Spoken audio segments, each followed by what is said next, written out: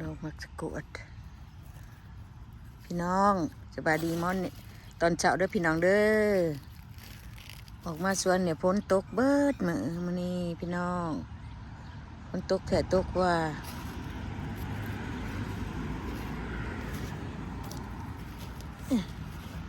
ฝนตกดีๆล้อมันนี่นะเบิดมื้อสบายดีเนาะพี่น้องเนาะเป็นได้หลายมากๆกันมันสะกดค่อยจะมันงามดอกมันงามชมปลูกน้อยหนึ่งกับบัดมันเป็นในว่าเจ้าหมากในวัยเบานั่นนะพี่น้องลายดีเราแล้วนี่ทั่วก็งามนี่มาแตกตามันหอนแล้วก็มาผลว่าตก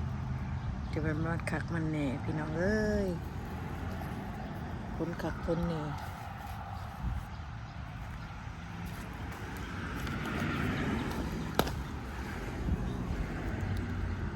เกลือปีนี้ไม่ได้กินหรอกบ่งามตรงนู้นนี่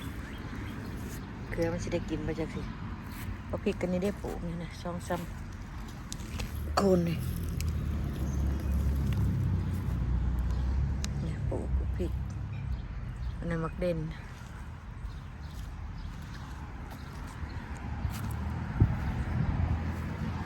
ถั่วกันไปด้วยนะพอฝนตกแตกตาโอ้หักก็ตุกหักออกต้นมะเขือแตกตาบักถั่วกับเท้าเขือแล้วพี่น้องอันนั้นก็ดังชมองเขามองเนาะแตกตาแล้วเอ้าต้นมะเป็นพอมาซับเสียงตายยังมาปลูกเสร็จมาจีอันบักถั่วสิบ่ได้กินได้นี่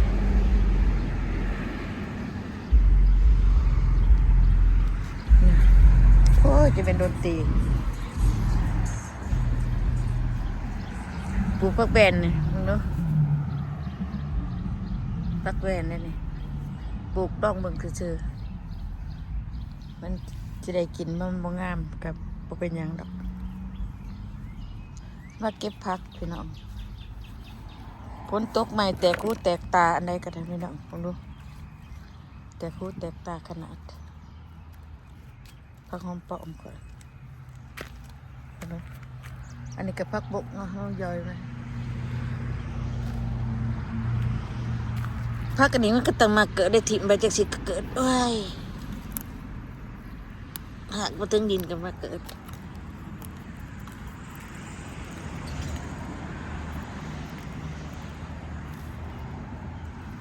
เก็บผักดอกผักก่อนไปกินกับป่นพี่น้องดกหญ้าดกยูมานี่ก็ไม่ได้อยู่ระดับดอกเก็บดอกพักก่อนไปดูกระป่นไปจะแสบนะพี่น้องเนาะไปดูกระป่นปลาอยู่ตู้นั้นนะป่นปลาอยู่ไหนเด้อไปจะแสบบ่ไปเก็บพักไปกินกับลวกป่นปลาแล้วพี่น้องพักกันนี่ก็สาดปลามันอันนั้นแต่คูแต่ตาดูหยอดเป็นตาสะอ่อนนะพี่น้องเนาะหยอดพักใหญ่ๆเลยลวกกับป่นแซ่บเป็นมันงามเป็นสกัด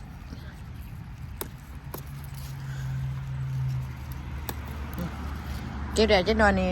โชค3 บ้านนี่ก็ตัวช่วงนี้ได้นี่เดี๋ยวเก็บอีกเก็บเรื่อยๆนะดอกผักใส่กระตา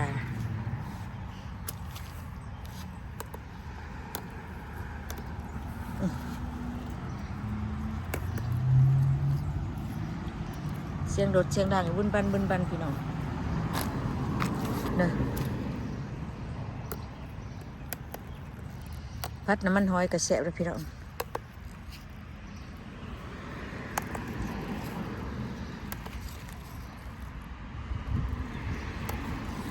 เป็นพัดน้ำมันหอยคัดบ่เก็บมันก็เป็นดอกแก่โพดเอาแนวมันบื้อดอกแนวอยู่ตลาดบื้อจะอยากเก็บกินนี่แหละ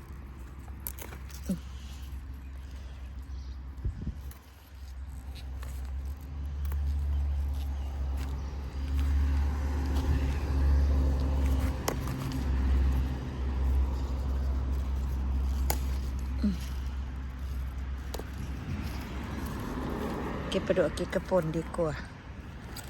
ตัวนี้ว่าจังได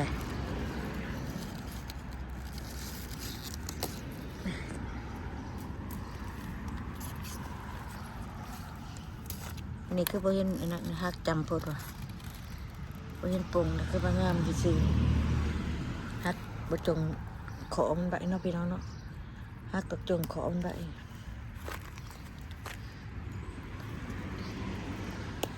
จงใบขอหนึ่ง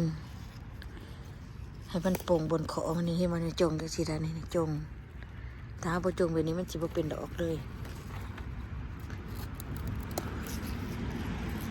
จงไว้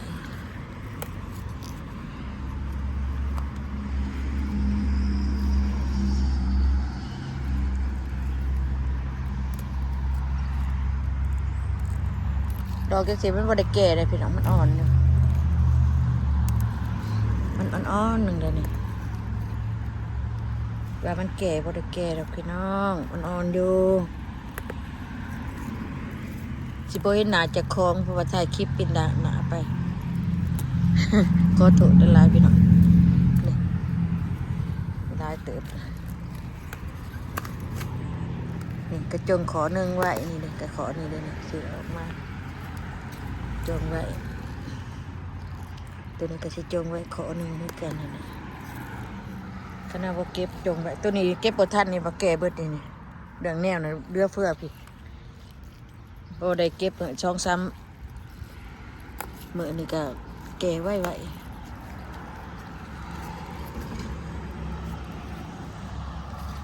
เดินต้นนี่นะดูงามพี่น้องอ่อนอีดีไม่ได้ใส่ปุ๋ยใดไม่ได้ใส่ปุ๋ยใดนี่ไม่ได้ใส่หยังปลูกใส่ขี้ดินแล้วก็ถิ่มไปเลยมันเป็นขี้ดินชวนเก่านั่นปลูกพริกปีกายนี่แถวนี้มันก็แก่เดือเพื่อในมันนะกันเลยหลายแนวมันนะเดือเพื่อ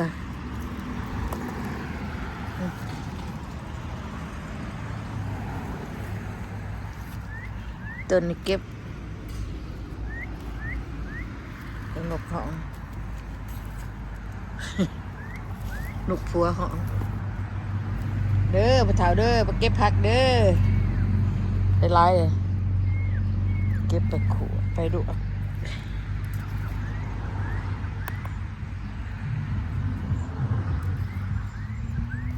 แตกตาพ้นตกเจ้าแล้วก็แตกตาอย่างคักเลย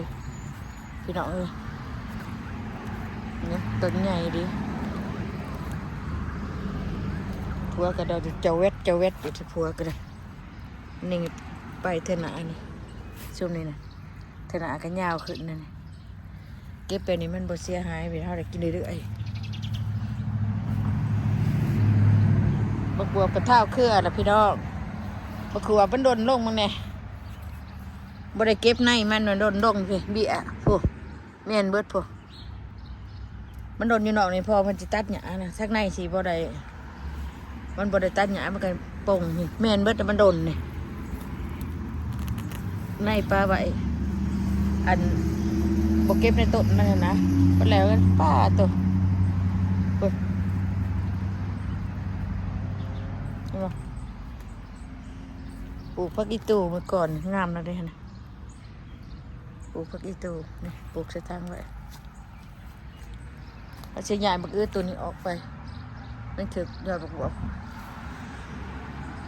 ได้โดนได้นี่นะมันเป็นอย่างไรนี่ดิยังออกอยู่กระถึกอยู่นี่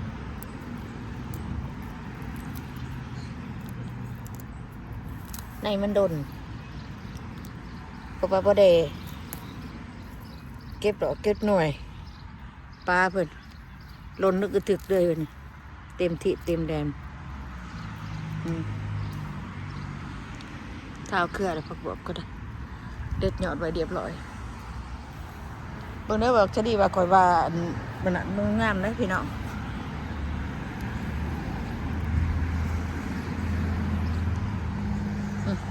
คนตกใจเมื่อก่อนเนี่ยเลี้ยงเมื่ออยู่คนตกใจเหมือนปลาตกเลยใหญ่สูงแต่วันนี้ก็จีตัวนี้บริเก็บปลาตัวผืดผาดอยู่เบิดเต็มทีบักแตงขั้นบอกกินนะมันชุกเดือกินนะมันถิ่มจากสีในปลาเพิ่งเห็นบ่เนี่ยในบักแตงนี่บักแตงขี้ไก่จะเอาขึ้นข้างอยู่เกิดอยู่ว่าสตรอเบอรี่นี่นะปลูกพอเพิ่นมาตัดอันว่ากระเทียมข่อยอยู่แต่เสียดายยังว่ากระเทียมได้หลายแล้วตัดทิ้งเบิดลงด้วยนี่แล้วว่ามันหกเราอย่าหายอันบักบักโอด้วยนี่ขึ้นนี่นะบักเด้บักแอปเปิ้ลนี่ปีนี้บ่หลายปีนี้บ่หลายปานไหนมีอยู่บ่หลายนี่พอได้กินอยู่แต่มีหลายเติบอยู่แอปเปิ้ลเป็นแอปเปิ้ลแดงนะพี่น้อง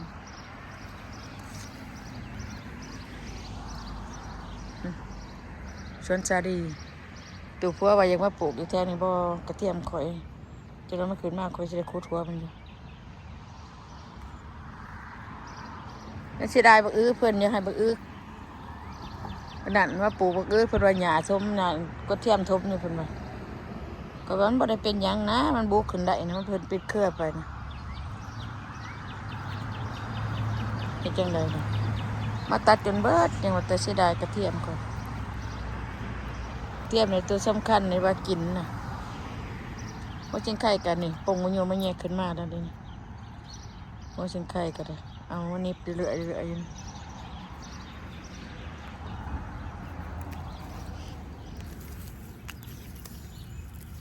อย่าได้ไอ้แก้มปลากุ้มกระไดดก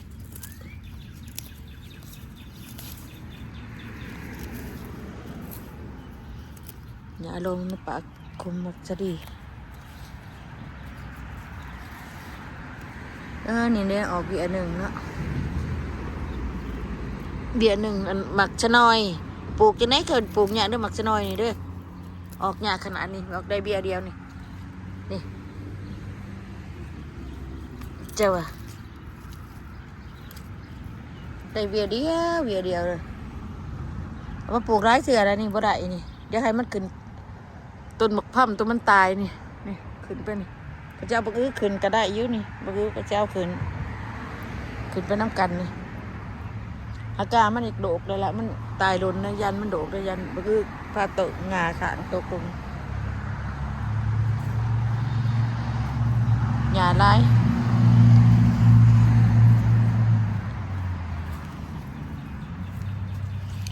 หญ้านี่จะเป็นใช้บกหานเปล่าไหนมึงพัวข่อยเราเก็บผักบกผักขมถิ่นบกถิ่นเก็บถิ่นก็มียังได้มากัดอะไรนะเป็นบกบ่นี่คือบักกวงคือบักกัดแต่ต้นเดียวต้นอื่นก็บ่เป็นแต่ต้นเดียวจะได้กินอยู่บ่นี่นะแค่นี้เขาหน่อยปลูกบักชะได้บักชะดอยสิเป็นหมากอยู่บังเด้อสิเป็นไนอยู่ว่าแถวนั้นพัวปลูกขดอยปลูกเรียนมันบ่เป็นไนพวกกันนะพัวปลูกขดอยคุดคุ้มให้พัวปลูกดกอย่างนี้ก็กีดบักชะดีเดี๋ยวกันออกมากันนะไม่ได้อยู่แล้วละ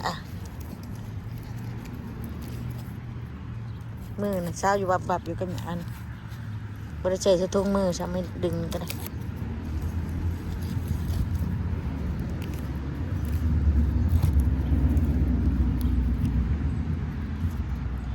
ขนาดปลูกเองจะลองเบิ่งทดลองมืออันนี้บักแตงขาวแม่นบอลเอาไหนมาปลูกจะได้กินบ่ได้กินบ่จัก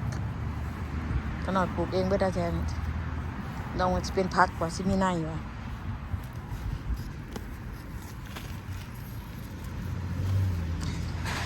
ซิมีในอยู่วะทดลองเบิ่งจริงกับปลูกเดืออยู่แต่ว่ายานมันบ่เป็นในก็ได้บ่อยากปลูกเป็นในเคยปลูกอยู่บ้านมันบ่เป็นในนี่จะเอามาแข่งมาใส่กับต้นมาแข่งคมเรื่องเอามาแต่ผมไม่ใส่เสียงโดดเดินร่างเดินดันอยู่พี่น้องดูสวนน่ะปักบัวขนาดเป็นดอกจะเป็นยังวะปักบัวหัวได้นะมาปลูกเป็นดอกเลยเต็มนี่มันจะเป็นหัวอยู่อ่ะก้าวหัวปักบัวแทงหรือว่าปลูก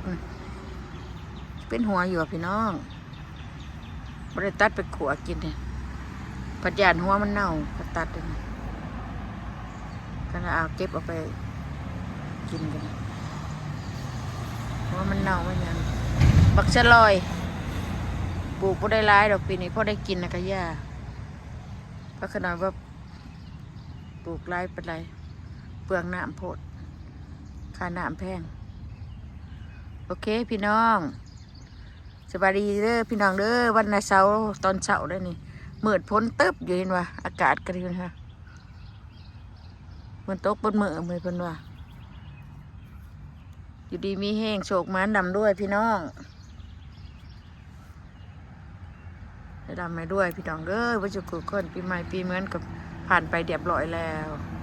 เดือน6ยังมีปีใหม่ยังเห็นอยู่ได้อเมริกายังมีบางบัตรยังเห็นปีใหม่